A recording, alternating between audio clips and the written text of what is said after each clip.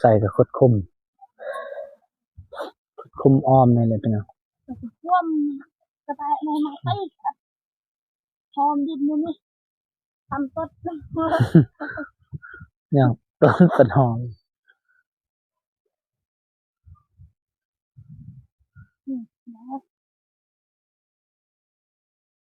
เอาสบายดีเด้อเดี๋ยวเอาไว้เอาแม่นเนื้อดาเอาสบายดีป้าลุงลูกสบายดีอ่ะยาวหลักทุ่งเพิ่นได้นี่พี่น้องเลย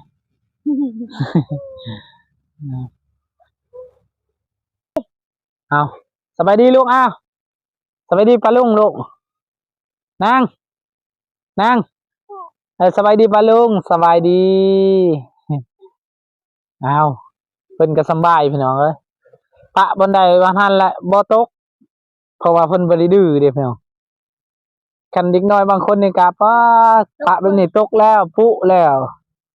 เพิ่นก็จับลิ้นอยู่หั่นแหละพี่น้องเอาก็สิเฮ็ด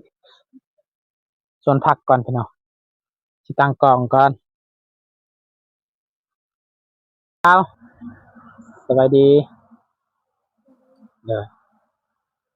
มาแต่ให้เนาะมาแต่ส่วนนี่แหละส่วน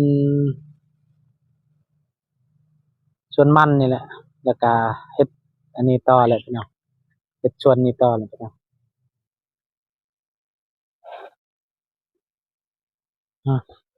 บรรยากาศก็ถึกบนแดดถึกบ่ได้แดดพี่น้อง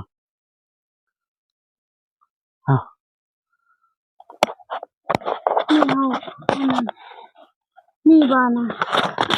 ไม่ก็ไม่เกาะแต่ก่อนมีเป็นหยังบ่มีไม่ต้องเอาใส่เลยใส่เต็มไม่ค่อยบ่เจ็บหมดเนี่ยอยู่ปลาหมดลายนี่นะ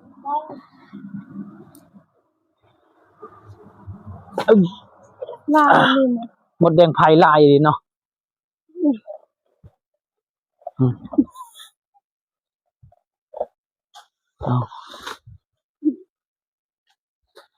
เกาะตัวนี้ก่อนพี่น้อง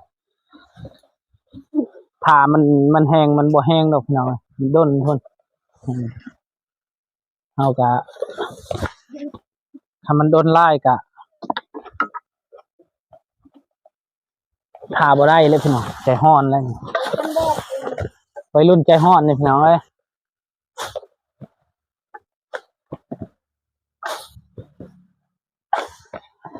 ปะอยู่นอกนี่แหละคนปะอยู่คุมหมดมันแห้งกระจูดอยู่คุมพุ่นละ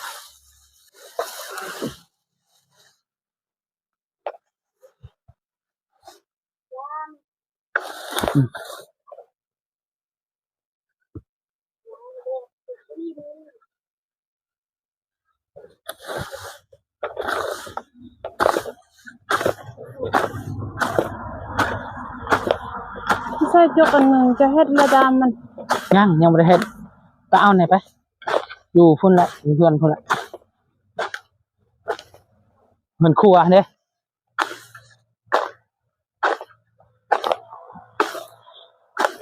เอาผ้าเลยเด้อผ้าอยู่นี่แหละ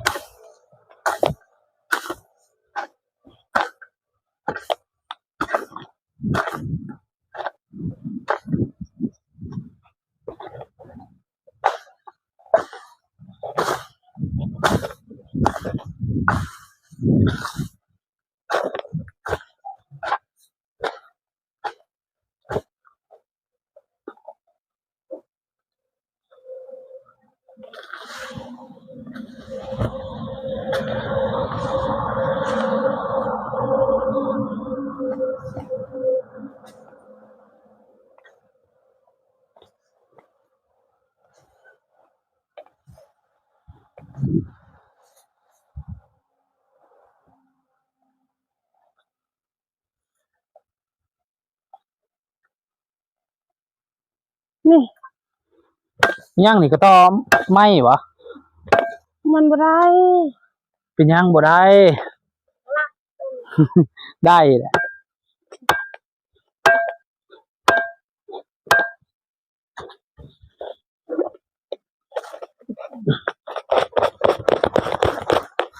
นี่เป็นหยังบ่ได้ กระโปรง โอ้เรียบร้อยบาดนี้สิเฮ็ดดำให้เจ้ากันเฮ็ด นี่ตัดตัวนี้หล่น แม่นสิเฮ็ดปั่นตัวนี้เดี๋ยวเสียบ้าง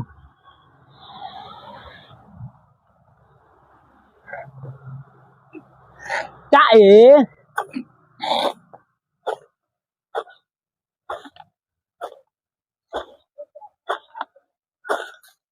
อากาศนี่ก็จะได้แดดจะได้ร้อนจะได้หนาวจักเป็นอะไร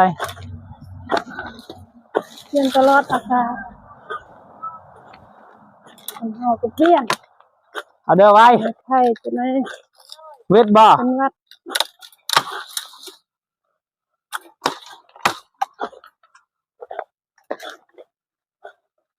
เฮ็ดดำจกก่อนพี่น้อยจกช่องอันมันก็สบายเนี่ยมันไวเนี่ยนึงทำเดียวทากันเถอะมันก็ด้นเลยพี่น้อง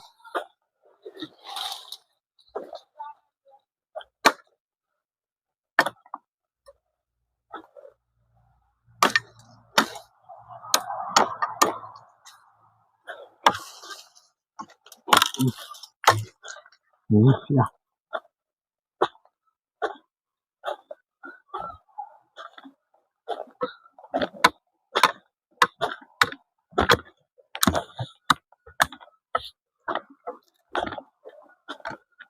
ปลูกหมกแตงนอกไว้ปลูกหมกแตงบ่ไว้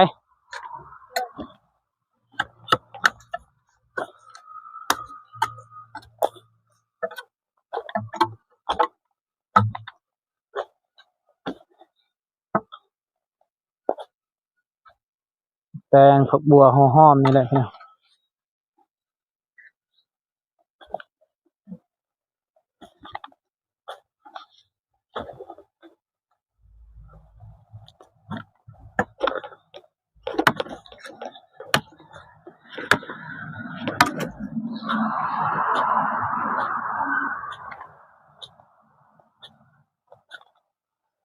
โอ้แดดน้องแดดเด้อลูกเอาใบตองให้เด้ปลูกไว้ฉันก็อยู่เฮือนเป็นหยังอยู่เฮือนเพิ่นบ่อยากอีกจิกหนอ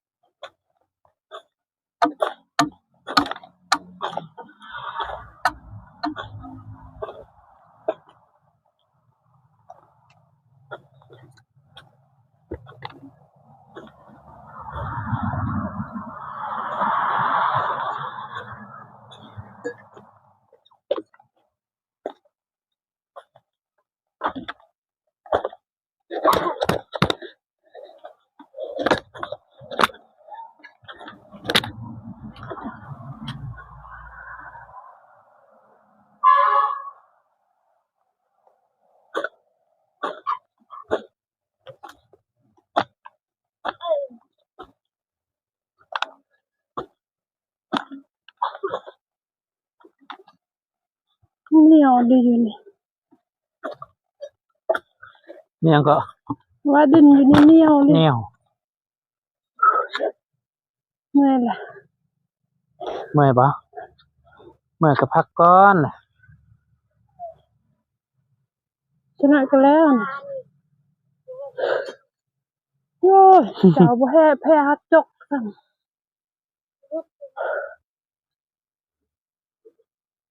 เห็นไว้ว่าเมื่อยก็เอานุดดาไว้สิเฮ็ดซอย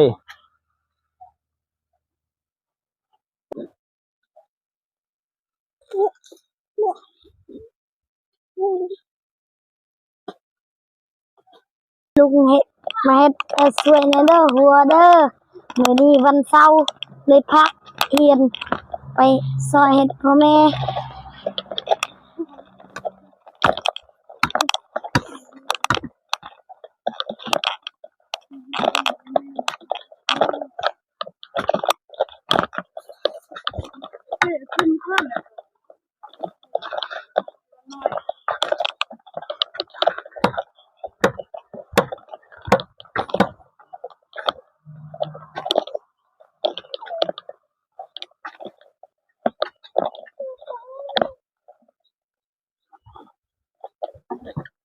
นี่จกเจ้าตัวนี้ไว้หน่อยเห็น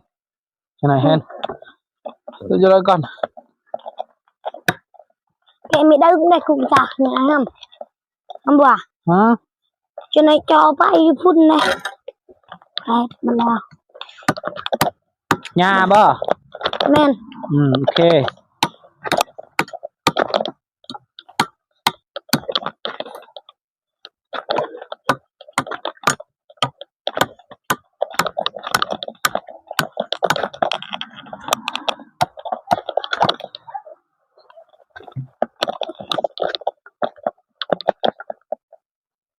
ta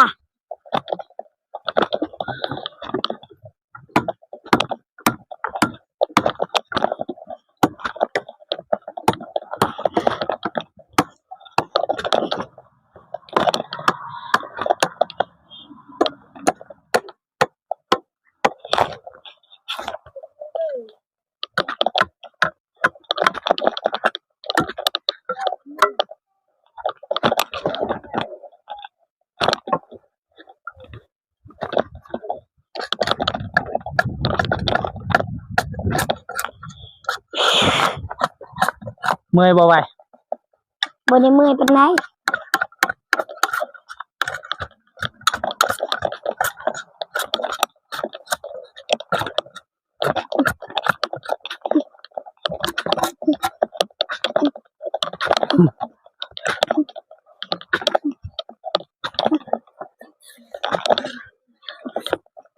ค่อยๆเด้อฉับตีนตัวเองเลย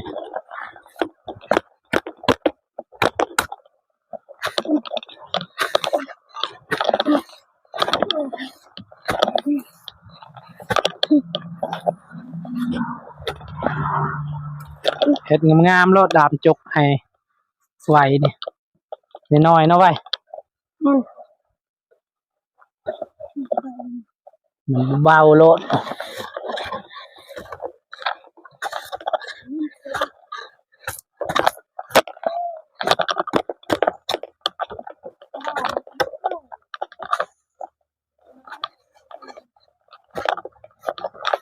họ sẽ hang không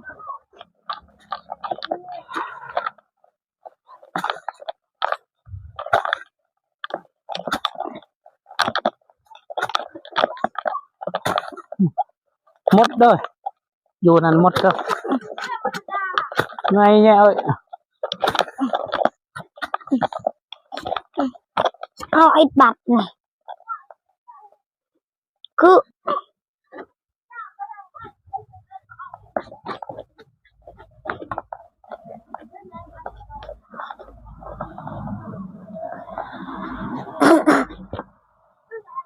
เอานี่ไว้ป่านนี้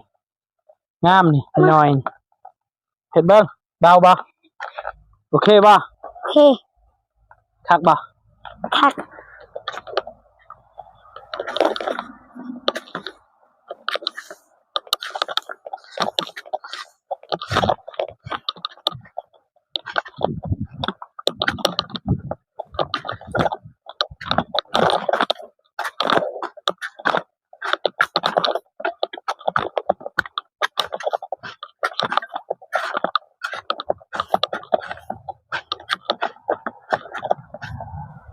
เจ้าสิปลูกหยังไว้ buộc mặt tàng skin mặt tàng เจ้ามักอะไร mặt tàng สิ่งที่เจ้ามักอะไรมักที่สุดมากหยัง mặt tàng มักแตงบ่ปลูกเอามักแตงน้องไว้มักมักแตงนะพี่น้องมะเขือปลูกคือเก่าดาวแทบแพน buộc mất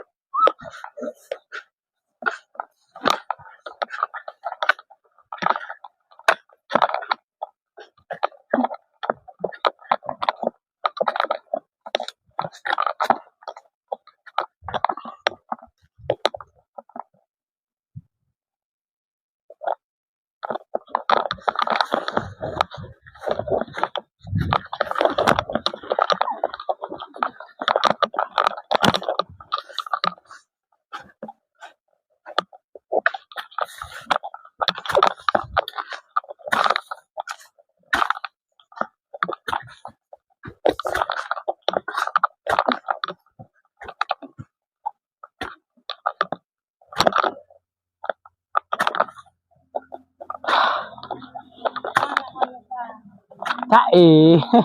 พวกอินโนดา มาอ้าวสบายดีปะลุงสบายดีป่ะนะเอาสบายดีปะลุงบ้างถูกเอาสบายดียกมืสบายดีโดยสบายดีเด้อปะลุงเอาบายบายบัดนี้บายบายปะลุงโดย ทุบัดนี้ทุโดยตบมือบัดนี้ตบมือตบมือตบมือตบมือเลยตบมือเลยโดยเอาบายบายบัดนี้อยู่น้ำอายเด้อขอเฮ็ดเวียกก่อนหรือว่าเจ้าสิเฮ็ดบ่ แม่น เอาเฮ็ดก่อนช่วยกันตัวเล็กน้อยจะมาใส่เลยเด้อทิมแคมมันก็ได้ลูกกวัดเข้าแคมมันก็ได้ขุดบ่เลิกปานใดคันเลิกเถอะมันก็เมื่อยแหละขุดเทอละน้อยก็เฮ็ดน้ำพักขึ้นนอนด้วยดาตาปุงเห็นก็กลัวนั่นแหละค่ะตาปุงเห็นกระจอกเอาว่าบ่สบายดีปะลุง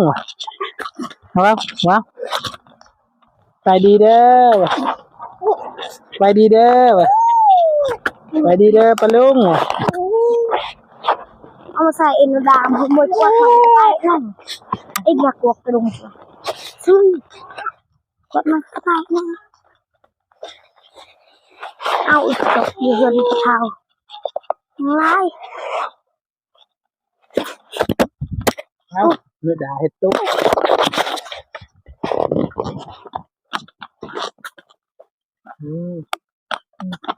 น้อยเพราะคือนะเป็นได้เนี่ยได้บายบายบัดนี้บายบายอีกการอีกแล้วสิไปใช่ใจสิลงเฮ็ดเวียกนี่ง่ายก่อนเนาะง่ายก่อนเฮ็ดเวียกเนาะจ๊ะเอ๋ว่ะจ๊ะเอ๋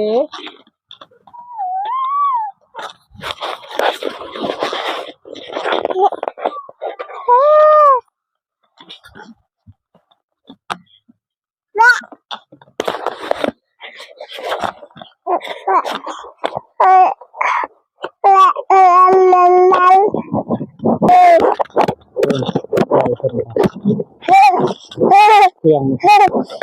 จากตัดเครื่องที่ไหนต่อยแล้วแหละยังจะคู่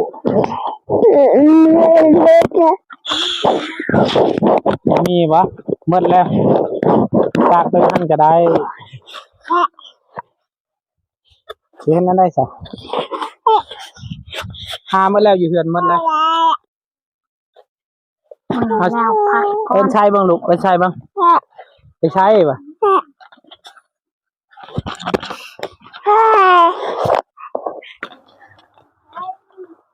สบายดีปะลุงลูก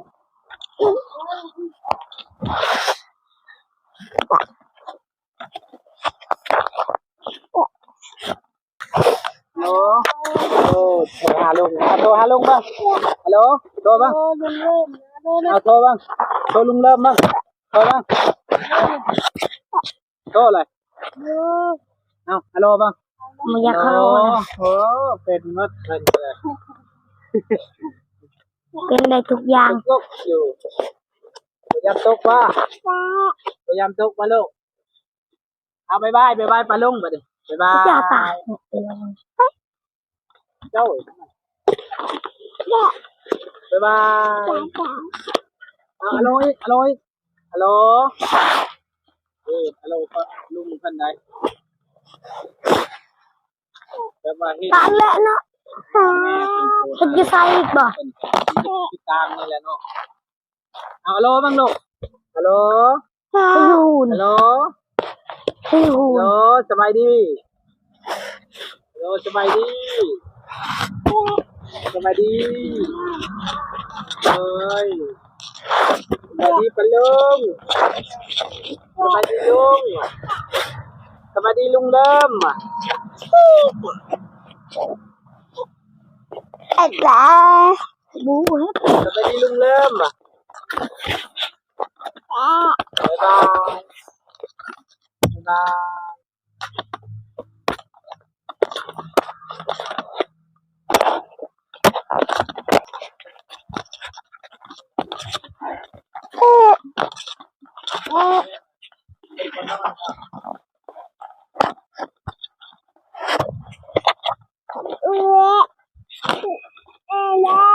dạ dạ dạ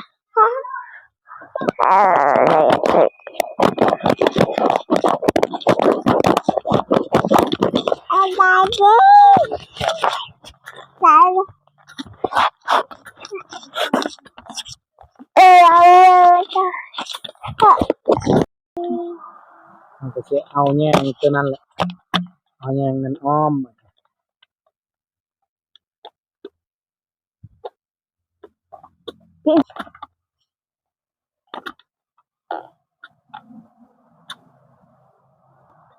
เนาะจะสิเป็นกองกันเป็นสองคน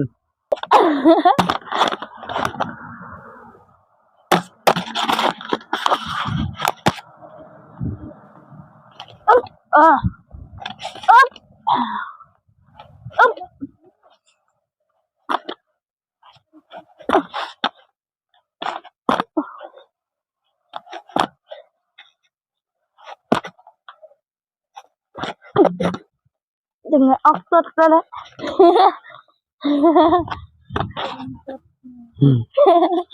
ไม่ยังตัวนี้คือยาวเด้อ ง่ายจังเลยคุณอีกนะอยู่ที่นี่มันควางเลยมันง่ายเลย เนี่ยมันได้ใช่ จะหนีเมื่อยจะเป็นงานเมื่อยแล้วเอาหรอกธรรมดาไม่ได้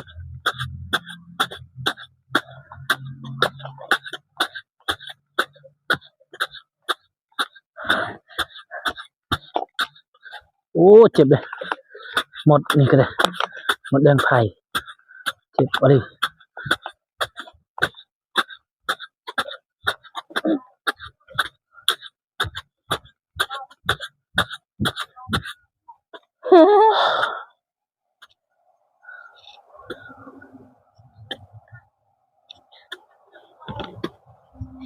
เมื่อยบ้าซ้ำซ้ำซ้อน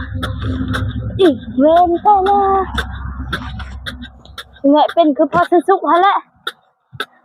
เสียยามาแล้วห้องเพลงหมดมือ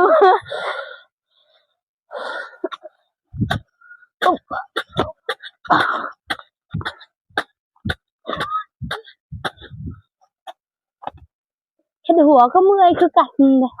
ยังบ่ได้เมื่อยคือกันเฮ็ดหยังก็เมื่อยแหละ บ่นอนซื้อบ่เมื่อย นอนก็เมื่อยแล้วนอนตลอดคู่มือมันก็เมื่อยคือกันหั่นแหละ บ่เมื่อย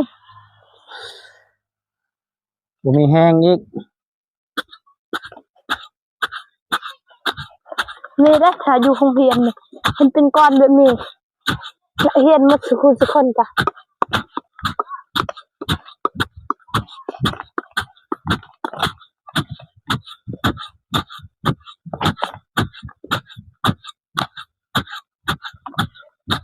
มา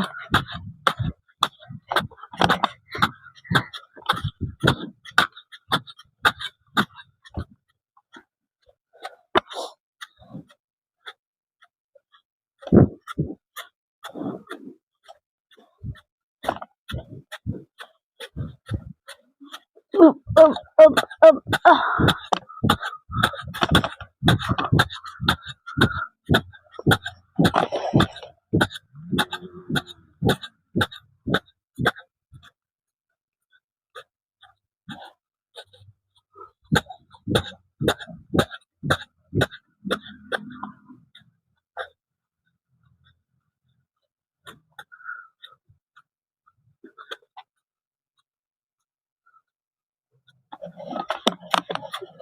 ยังอีกนานนึงเนาะ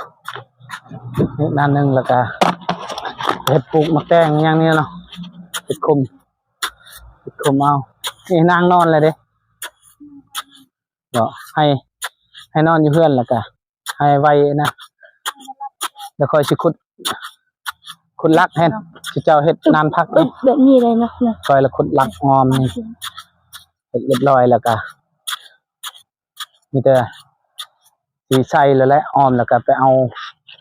พุ่นเห็นขี้แบขี้ยังนี่แหละขี้แบขี้งัวใส่แล้วก็มันงามบัดกับมื้ออื่นกะวันหยังก็เจ้าสิปลูกวันหยัง พวกวันพฤหัสเอา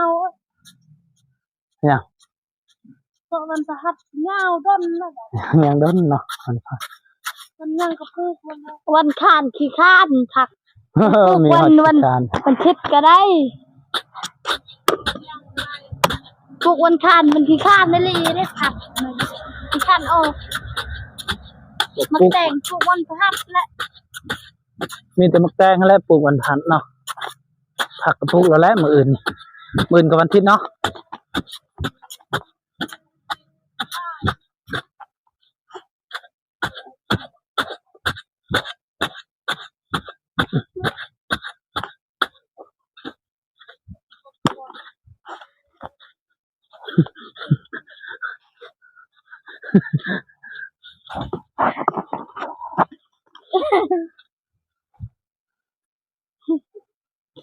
นี่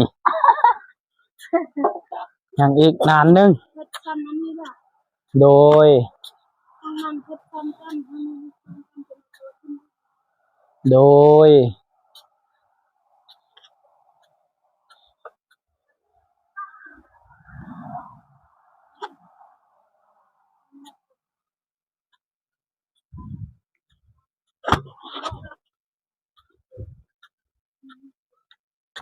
الحق نبقى عليها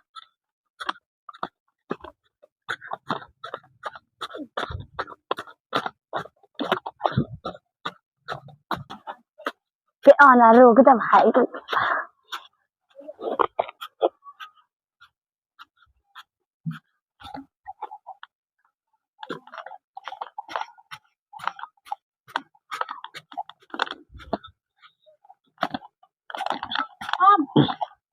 มันทำเลยดึงเลยมาแกงอ่ะ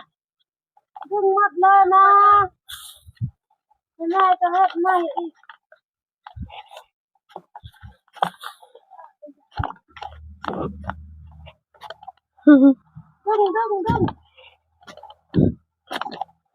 ดึงเลยให้แม่จะซ้ำเฮานี่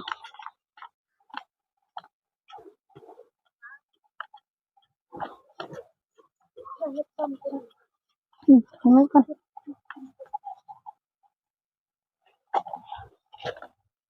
ขึ้นก็ได้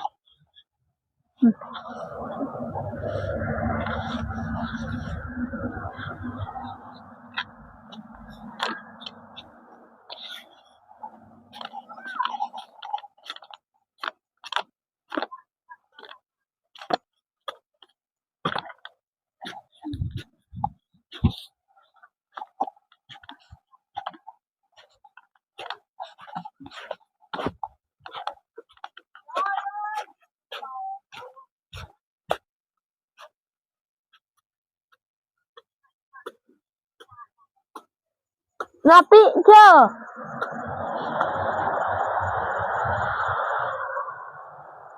Dunia kehat boleh?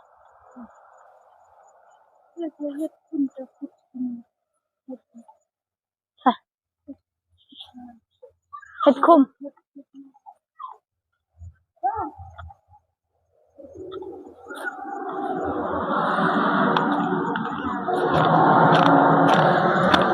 Đâu là? Đâu? Đâu?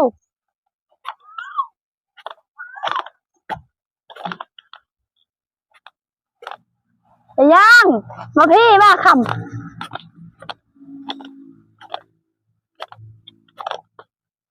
เห็ดขุดเห็ดคุมปลูกมะเพชรพี่น้อย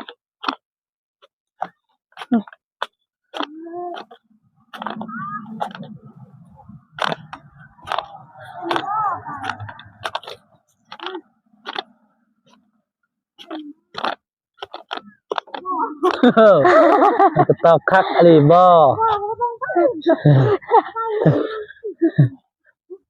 มันก็หัวแล้วบาดนี่ บ่เป็ดนั่นเว้า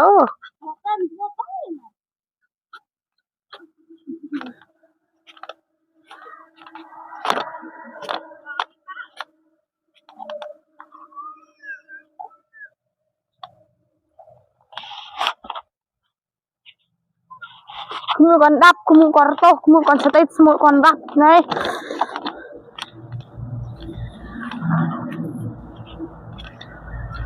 หมดมีกัดเห่าเนาะ มีบ่ได้อยู่นี่ได้ถึกแล้วเด้บ่โอ้ยขี้ร้ายเลยชวนหยังไว้นี่บ่โอ้ยมันบ่งามเฮ็ดเฮ็ดสิแจเด้พอเฮ็ดแล้วสิแจบ่เห็นบ่ เข้ายูนิโคสิ อย่ามันผักนั่นสิเป็นหยัง มันทำมาพี่ไปได้ป่ะเฮ้เฮ้เฮ้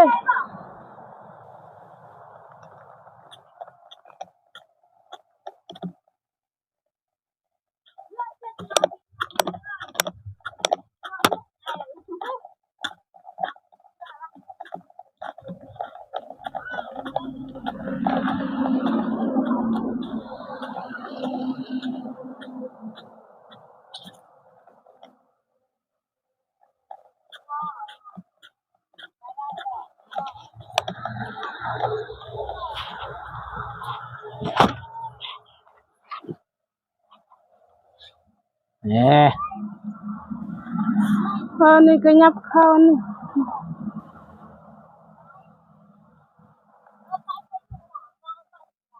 มันก็บ่เป็นสิแจเอ้ย นี่เจ้าสิคุณหลักอยู่นี่ เท่าใดก็ วันนั้นนี่จะสิคุณ บ่มีแคมๆนานนิดนึง แต่วันนี้ล่ะครับวันนี้ แม่นไหม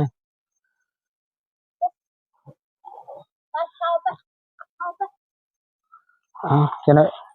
มันเหยียบอ่านพัก บ่อย่างบ่ไปดิ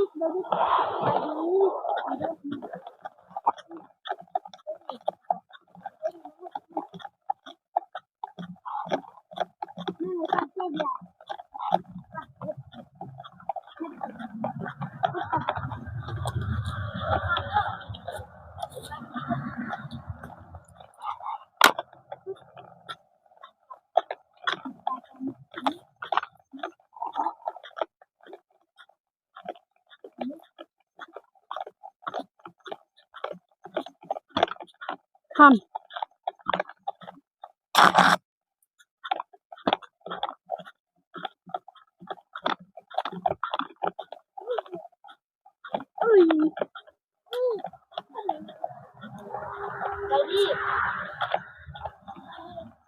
เฮ้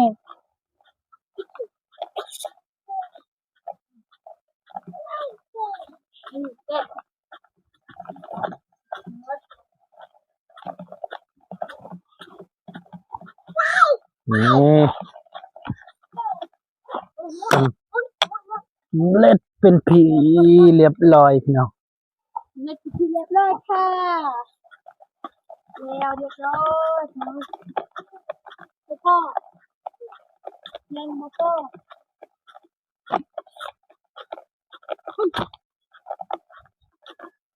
ไปหาแม่กูไป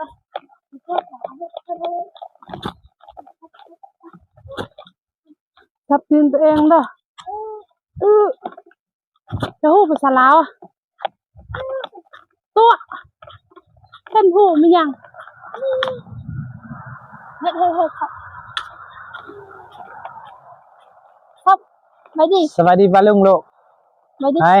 ลูกสลานลาดแล้ว ไปลอยไป น่ะสับตีนน่ะสับตีนน่ะ บ่เป็นบ่ขึ้น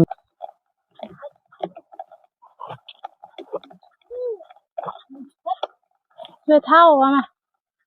มาช่วยเท่าวะขอบใจนะ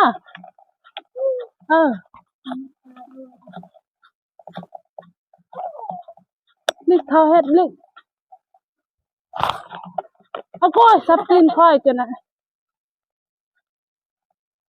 เอาโยกิน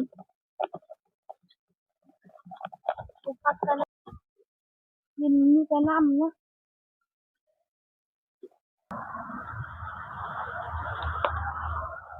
เอาหลัก เสี ก่อย น มนะเขาคือว่ามี2 อัน มีสองบ่ เขา สิ ใส่ ทำมึง มี2 อันเสียมเขา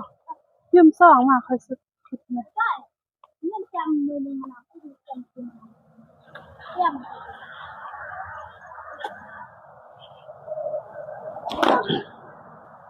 เอ้ยเยี่ยมที่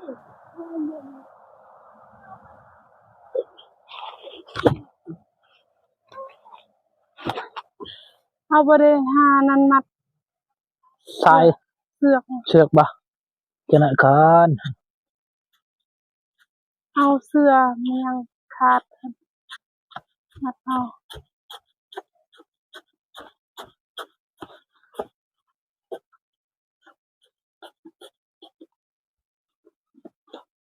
อืม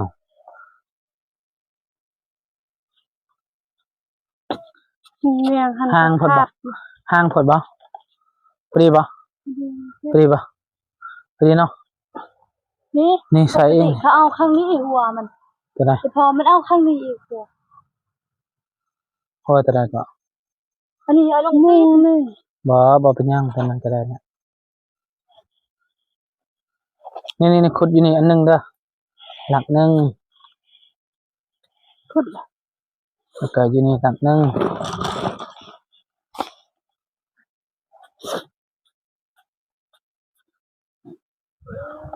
นี่หลักหนึง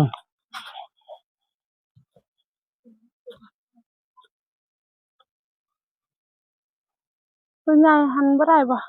ตัวใดก็ได้เป็นหยังค่อยเอาจังได๋ ใส่ทางเทิงเนี่ยนึงดัก แม่น มา นี่หลักหนึงนี่หลักหนึงนี่หลักหนึง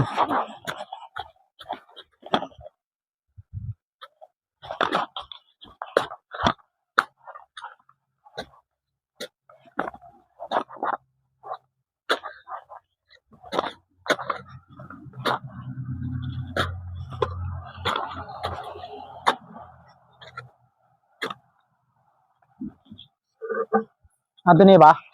เบิ่งนี่จะใช้อันตัวนี้บ่ ตัวใดก็ได้คือขุดใหญ่เลยนี่จ้ะ แปะๆเอาเบิ่ง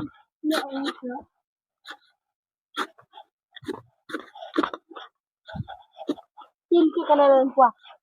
เจนเจิมหัวตะเลียบ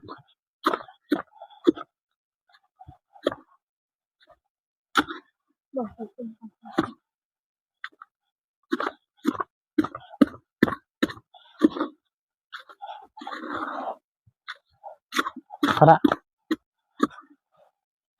มันขุดสบายเย็นนี่เนาะ ไงหินอ่อน มีน้ำ มา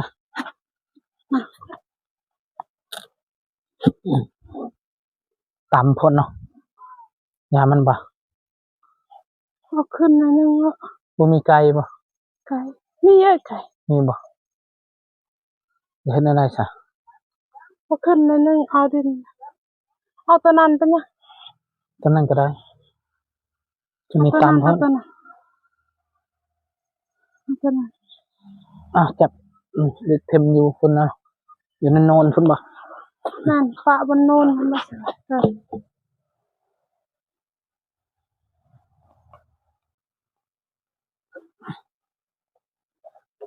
วันนี้เนาะ เท่าไหร่แม่นนี่ค่อยขุดเรียบร้อยแล้วนี่อ มัน ยู่นี่ ห่างพอดีนี่บ่ แม่น